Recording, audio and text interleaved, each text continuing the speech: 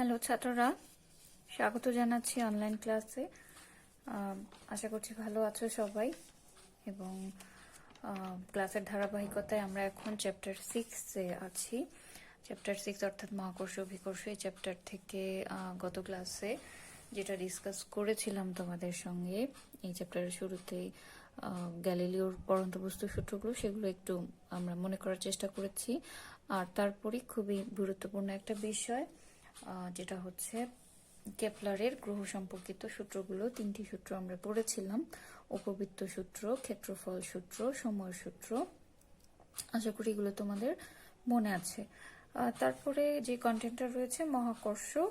মহাকর্ষ বলতে কি বোঝায় তোমরা কম বেশি সবাই জানো, যে দুটি বস্তু কণা পরস্পরকে যে বলে আকর্ষণ করে তাকে, সেই আকর্ষণ বলটাকে আমরা বলি মহাকর্ষ বল। আর এই মহাকর্ষ বল সংক্রান্ত বা এই মহাকর্ষ বলের ধারণা সর্বপ্রথম দেন বিজ্ঞানী নিউটন, যিনি গতির সমীকরণ সম্পর্কে যেরকম আমরা বিজ্ঞানী নিউটনের ধারণা পাই, সেরকম মহাকর্ষ বল সম্পর্কে ধারণাটাও পাই আমরা বিজ্ঞানী নিউটনের কাছ থেকে। তিনি 1687 খ্রিস্টাব্দে 1687 এই খ্রিস্টাব্দে তার যে এক্সপেরিমেন্ট, তার দ্বারা গবেষণা দ্বারা এই মহাকর্ষ সূত্রের প্রথম বর্ণনা প্রদান করেন। সূত্রটাও তোমরা জানো, কম বেশি পড়েছো, যে মহাবিশ্বের যে কোনো দুটি বস্তু কণা যদি আমরা M1 M2 ধরি, এই দুটি বস্তু কণা পরস্পরকে যে বলে আকর্ষণ বলে, সেই আকর্ষণ বলের মান যদি আমরা F ধরি, সেটা হবে বস্তু কণা দুটির, প্রথমত সমানুপাতিক সাইন হিসেবে এই সূত্রটা রয়েছে, বস্তু কণা দুটির ভরের গুণফলের সমানুপাতিক। ভরের গুণফল M1 M2 হলে ভরের গুণফলের সমানুপাতিক, এবং মধ্যবর্তী দূরত্ব যদি r হয়, তাদের মাঝামাঝি দূরত্ব, তাহলে দূরত্বের বর্গের ব্যস্তানুপাতিক। দুইটা পয়েন্ট ভরের গুণফলের সমানুপাতিক, সেকেন্ড হলো তাদের মধ্যবর্তী দূরত্বের বর্গের ব্যস্তানুপাতিক, আর থার্ড আর একটা পয়েন্ট হলো এই যে বল, সেটা বস্তুকণা দুটির সংযোজক সরল রেখা বরাবর ক্রিয়া করে। এবং নিউটনের মহাকর্ষ সূত্র মূলত বিন্দু ভরের বস্তু এবং সুষম গোলকের ক্ষেত্রে বেশি প্রযোজ্য। কোনো বস্তু যদি ব্যাপক আকৃতি হয়, বিস্তৃত আকৃতির হয়, সেক্ষেত্রে নিউটনের গতিসূত্র অতটা প্রযোজ্য হয় না। এই জিনিসটা আমরা নিউটনিয়ান বলবিদ্যায় পড়েছি, যে নিউটনের সূত্রগুলোর সীমাবদ্ধতা, সেখানেও পড়েছি। বস্তুর বেগ যদি অনেক বেশি হয়, বস্তুর যদি ভর খুব বেশি হলে বা খুব বেশি কম হলে, সেসব ক্ষেত্রে নিউটনের গতিসূত্র যেরকম লিমিটেশন আছে, সেই লিমিটেশনের কারণে কিছু কিছু ক্ষেত্রে নিউটনের অর্থাৎ মহাকর্ষ সূত্রটাও প্রপারলি ইউজ করা যায় না। তো এক্ষেত্রে আমরা সমানুপাতিক সাইন যদি সরিয়ে দিই, লিখতে পারি ধ্রুবক G M1 M2 divided by r square. G কে আমরা যেটাকে বলি মহাকর্ষীয় ধ্রুবক, মহাকর্ষীয় ধ্রুবক বলা হয়। এর একটা ফিক্সড মান রয়েছে, তোমরা জানো, এই মানটা অবশ্যই মুখস্থ রাখতে হবে। এই মানটা কোথা থেকে পাই আমরা? যদি আমরা পৃথিবী আর অন্য একটি বস্তুর মধ্যে আকর্ষণ বল বিবেচনা করি, সেক্ষেত্রে আমরা এই মহাকর্ষীয় ধ্রুবকের মান বের করতে পারি। ধরো একটা বস্তু, যে দুটি বস্তুর মধ্যে আমরা আকর্ষণ বল কনসিডার করছি, তার মধ্যে একটা হলো পৃথিবী আর্থ, আর একটা হলো অন্য যে কোনো একটা বস্তু, খুব ক্ষুদ্র একটা বস্তু। পৃথিবীর ভর, পৃথিবী আকৃতিতে বড়, তার ভর m, আর বস্তুর ভর যদি স্মল m হয়, এবং পৃথিবী থেকে বস্তুর দূরত্ব যদি সেটাকে d পরিমাণ ধরি, সেক্ষেত্রে আমাদের এই ইকুয়েশনটা দাঁড়ায়, মহাকর্ষ বলের সূত্রটা দাঁড়ায় F সমান Gm বাই d স্কোয়ার। তো এক্ষেত্রে এখন আমরা যদি মহাকর্ষীয় ধ্রুবককে সংজ্ঞায়িত করতে চাই, সেক্ষেত্রে আমাদের ইকুয়েশনটা কি দাঁড়াবে? G সমান দাঁড়াবে F d square divided by m। তো এক্ষেত্রে G সমান যদি মান পেতে চাই, সেক্ষেত্রে আমরা ধরতে পারি যদি M1 সমান m1, m1 সমান 1, স্মল m সমান 1। এটা পৃথিবী ধরতে পারি, যে অন্য যে কোনো বস্তু ধরতে পারি। ক্যাপিটাল M দিয়ে পৃথিবী ধরলাম বা অন্য যে কোনো বস্তু ধরি। স্মল m সমান 1 লিখতে পারি। d সমান যদি 1 হয়, অন দ্যাট কেস এই শর্ত অনুযায়ী g সমান আমরা পাই f। তাহলে এভাবে আমরা সংজ্ঞায়িত করব কিভাবে, যে দুটি একক ভর বিশিষ্ট দুটি বস্তু, এখন কিন্তু দুটি বস্তুর ভরই একক, একক ভরের দুটি বস্তু তারা যদি একক দূরত্বে অবস্থান করে, এবং এই একক ভরে দুটি বস্তু একক দূরত্বে অবস্থান করে তাদেরকে পরস্পরকে যে বলে আকর্ষণ করবে, তাকে বলা হচ্ছে মহাকর্ষীয় ধ্রুবক জি। এই ধ্রুবক জি এর যে মানটা আমরা পাই সেটা হচ্ছে 6.67 into 10 inverse 11 Newton meter square kg inverse 2। 6.67 into 10 inverse 11 Newton meter square kg inverse 2। আর একক দেখলাম নিউটন মিটার স্কোয়ার কেজি ইনভার্স 2। তাহলে তার মাত্রা যদি আমরা নির্ণয় করতে চাই, জি কে সর্বজনীন ধ্রুবক বলা হয়, কারণ হলো জি, ক্যাপিটাল জি কে সর্বজনীন ধ্রুবক বলা হয়। এর কিছু কারণের মধ্যে প্রথম কারণ হলো মাধ্যমের বিভিন্ন ধর্মের পরিবর্তনে জি এর মান পরিবর্তন হয় না। যেমন কোনো একটা বস্তুকে আমি যদি ধর বায়ু মাধ্যমে রাখলাম, তারপর মাধ্যম চেঞ্জ করে অন্য কোনো মাধ্যমে রাখলাম দুটি বস্তুকে, যে দুইটি বস্তুর মধ্যে আমি মহাকর্ষ বল নির্ণয় করছি। তাহলে প্রথমে ছিল বায়ু মাধ্যমে, তারপর অন্য মাধ্যমে নিয়ে আসলাম। তো মাধ্যমের পরিবর্তনের সাথে সাথে এই যে বস্তু দুটির মধ্যেকার মহাকর্ষ বল সেটারও পরিবর্তন হবে না, এবং মহাকর্ষ যে ধ্রুবক, মহাকর্ষীয় ধ্রুবক জি, তার মানও পরিবর্তন হবে না। মাধ্যমের বিভিন্ন ধর্মগুলো বা উপাদানগুলো সেগুলোর উপর নির্ভর করবে না। আবার বস্তুর উপাদান কি, বস্তুর ভরের উপর নির্ভর করবে, কিন্তু বস্তু কি উপাদানে তৈরি তার উপর ভিত্তি করেও জি এর মান কিন্তু পরিবর্তন হয় না। সো এই সমস্ত কারণে, যেহেতু এই পরিবর্তনগুলোর কারণে জি এর মান পরিবর্তন হয় না, তাই জি কে সর্বজনীন ধ্রুবক বলা হয়, অর্থাৎ ক্যাপিটাল জি কে, মহাকর্ষীয় ধ্রুবককে সর্বজনীন ধ্রুবক বলা হয়। এর মানটা অবশ্যই আমরা মনে রাখার চেষ্টা করব। এরপরে আমরা যেটা পড়েছি মহাকর্ষ সূত্র, মহাকর্ষ সূত্র আমরা জানলাম যে F সমান gmm/r²। সো এই ক্ষেত্রে এই সূত্র থেকে কি কি ধারণা পাই আমরা, যে মহাকর্ষ বল সেটি হচ্ছে বস্তু দুটি মধ্যকার আকর্ষণ বল, বিকর্ষণ বল হবে না, শুধু আকর্ষণ বল হবে।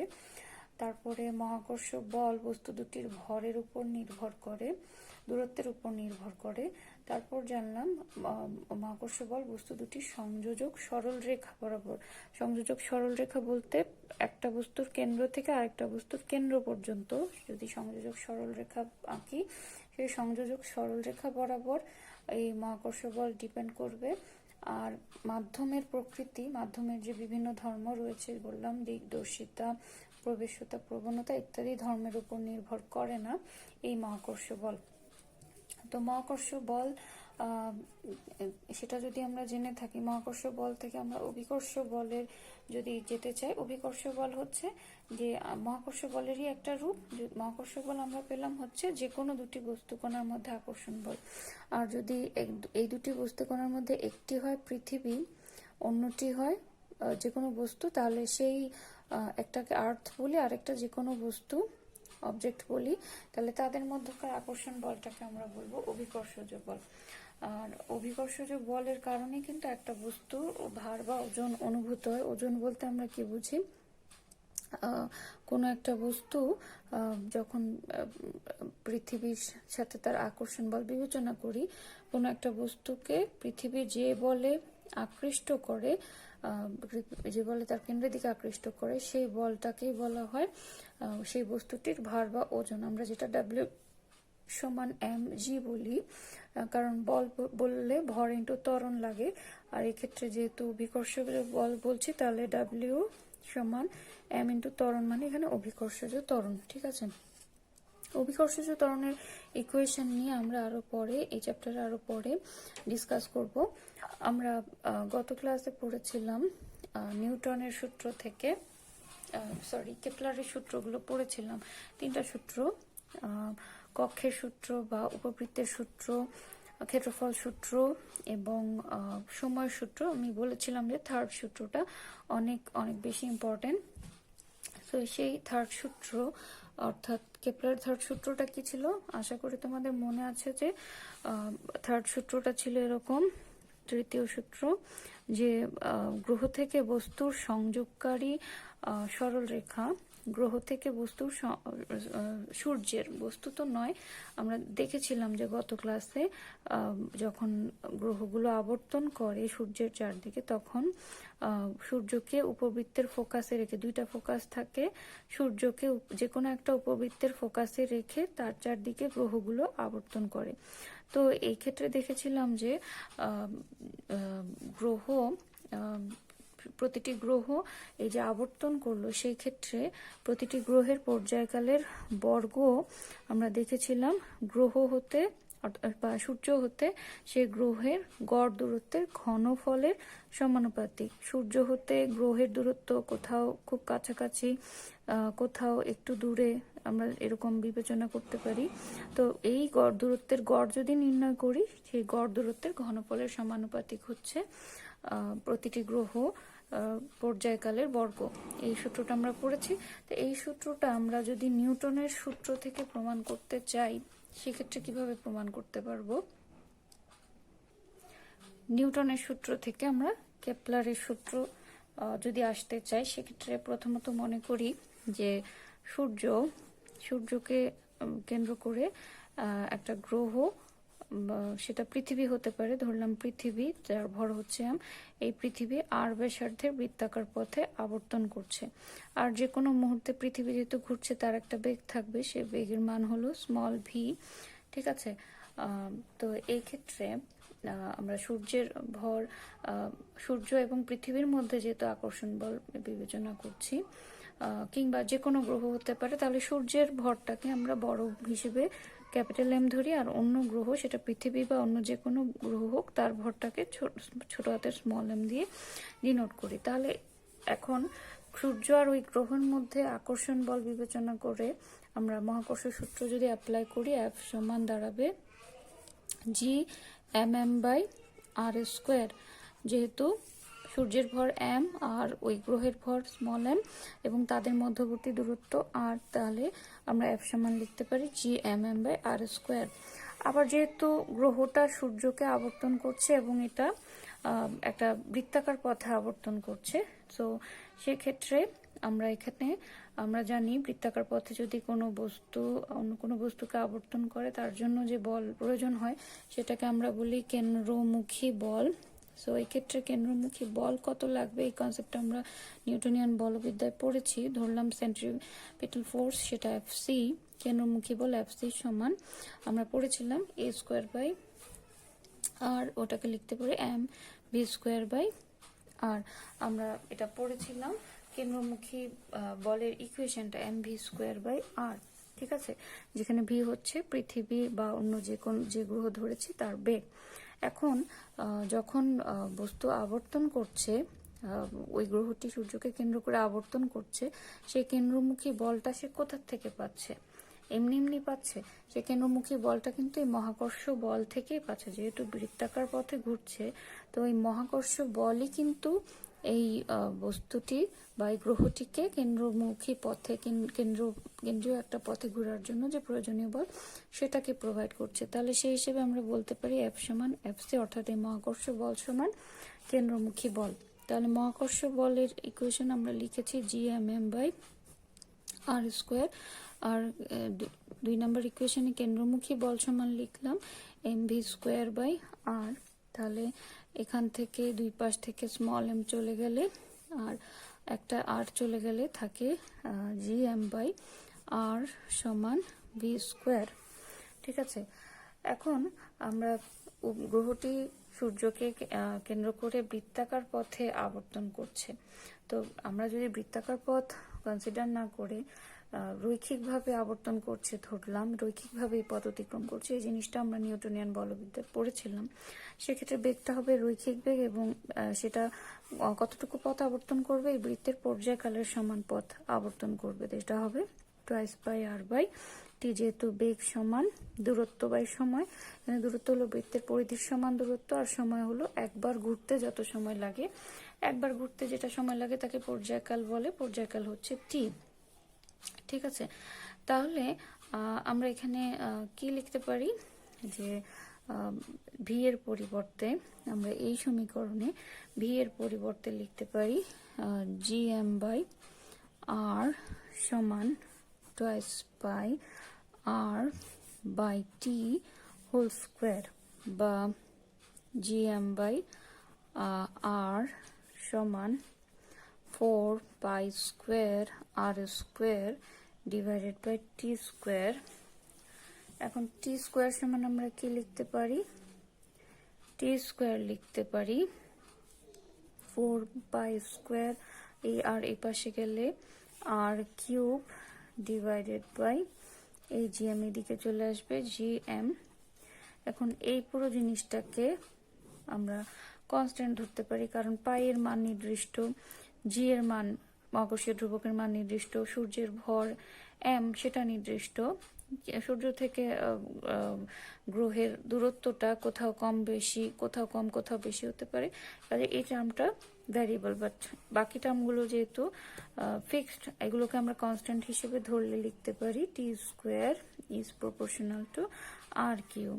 তো এটাই হলো আমাদের যে থার্ড ল, কেপলারের তৃতীয় সূত্র, T square is proportional to A cube পড়েছিলাম, যেখানে এ হচ্ছে গ্রহ থেকে সূর্যের গড় দূরত্ব, এখানেও আর কিন্তু গ্রহ থেকে সূর্যের দূরত্ব। তাহলে এই ইকুয়েশনটা কেপলারের থার্ড ল, আমরা নিউটনের সূত্র থেকে কেপলারের থার্ড ল বর্ণনা করতে পারি, ব্যাখ্যা করতে পারি। ঠিক আছে, এটা গেল। এখন যদি সূর্যের ভর আমরা নির্ণয় করতে চাই, যে আমাদের এমসিকিউ প্রশ্ন বা শর্ট কোয়েশ্চেন হিসেবে থাকে যে সূর্যের ভর নির্ণয় করো, সূর্যের ভর নির্ণয় সেটা কিভাবে করতে পারি, আমরা মানগুলো যদি জানি, সিম্পলি সূর্যের ভর নির্ণয় করাটা কিভাবে বের করতে পারি সেটা একটু দেখি। আমরা দেখেছি সূর্য আর অন্য যে কোনো একটা বস্তুর মধ্যে যদি আমরা মহাকর্ষ বল নির্ণয় করি, সেক্ষেত্রে আমরা সূত্রটা দেখেছি G M M by R square, সেখানে আমরা লিখতে পারি, একটু আগেই তো লিখলাম যে মহাকর্ষ বল সমান কেন্দ্রমুখী বল, সেক্ষেত্রে লিখতে পারি M V square by R সমান সমান লিখতে পারি এম ভি সমান আমরা জানি ওমেগা আর, তাহলে omega square R square divided by R, এটা লিখতে পারি সমান সমান লেখা যায় এম ওমেগা স্কোয়ার আর, যেহেতু একটা আর বাদ যাচ্ছে আমরা এম ওমেগা স্কোয়ার আর লিখতে পারি। আবার আমরা জানি ওমেগা সমান টুয়াইস পাই বাই টি, তাহলে লেখা যায় M twice pi by T whole square into R সমান সমান লেখা যায় M into 4 pi square into R divided by T square. ঠিক আছে, আমরা ওমেগা সমান এখানে সাইড নোটেশনে লিখলে ওমেগা সমান টুয়াইস পাই বাই টি, এই মান বসিয়ে এটা লিখলাম, অর্থাৎ M into 4 pi square R divided by T square. এখন এটা কোনটা সমান লিখেছিলাম, জাস্ট এই ইকুয়েশনটা সমান মহাকর্ষ বল সমান লিখেছিলাম। তো ultimately G M M by R square সমান আমরা লিখতে পারি কি M into 4 pi square R by T square, এখান থেকে লিখতে পারি, আমরা যদি সমাধান করি এম এম চলে গেল, আর এর ভ্যালুটা যদি হিসেব করি আমরা ক্যাপিটাল এম সমান যেটা পাই, এপাশে পাই 4 ইন্টু পাই স্কোয়ার, এই আর স্কোয়ারের পাশে গেলে আর কিউব ডিভাইডেড বাই যেটা থাকছে এম এর মান বের করছি, জিটাকে ওই পাশে নিলে জি টি স্কোয়ার। ঠিক আছে, তো এবার আমরা ইকুয়েশন পেয়ে গেলাম। এই ইকুয়েশনে মান বসালেই আমরা সূর্যের ভর নির্ণয় করতে পারবো।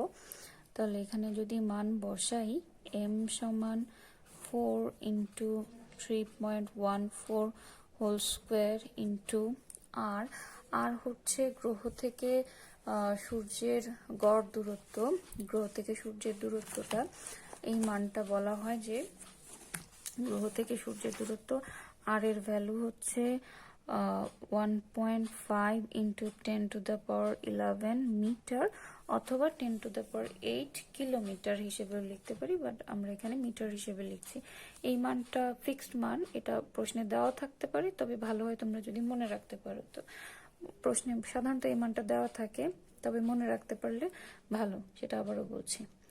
তাহলে কি থাকছে এরপরে, R cube, that means 1.5 into 10⁻11 whole cube divided by G এর মান 6.673 into 10⁻11 into T square. T মানে কত? পর্যায়কাল। আমরা যদি সূর্যের খাতিরে ধরি যে গ্রহ সূর্য পৃথিবীকে পৃথিবী সূর্যকে একবার আবর্তন করতে যে সময় লাগে সেটাও তো পর্যায়কাল। তো সেই পর্যায়কাল 365 ডেজ, সেটাকে আমাদের সেকেন্ডে নিয়ে যেতে হবে। তো সেটাকে 24 দিয়ে মাল্টিপ্লাই করলে মিনিটে 365 থেকে আওয়ারটাকে কনভার্ট করলাম, আওয়ার থেকে সেটাকে যদি সেকেন্ডে নিয়ে যেতে হয় তাহলে আলটিমেটলি 60 ইন্টু 60। ঠিক আছে, এই মানটা। তাহলে প্রথমে দিনকে মিনিট, মিনিট থেকে সেকেন্ডের জন্য আমাদের এভাবে করতে হবে। আলটিমেটলি যেটা আমরা পাবো সেটা দাঁড়াবে 2 ইন্টু 10⁻30 কেজি সূর্যের ভর। তাহলে কত পাচ্ছি, এটা এমসিকিউর জন্য মুখস্থ রাখতে পারো। সূর্যের ভর হচ্ছে 2 ইন্টু 10⁻30 কেজি। এইভাবে আমরা সূর্যের ভর নির্ণয় করতে পারি। এবং আর থার্ড ল, যেটা আমরা বললাম থার্ড ল, কেপলারের থার্ড ল, তার অ্যাপ্লিকেশন বা অ্যাপ্লিকেশন ভিত্তিক কিছু ম্যাথও করতে পারো তোমরা, বা সেটা আমরা নেক্সট ক্লাসে কিছু বিষয় দেখানোর চেষ্টা করব। তো আজকের ক্লাসে যেটুকু জানলাম আমরা,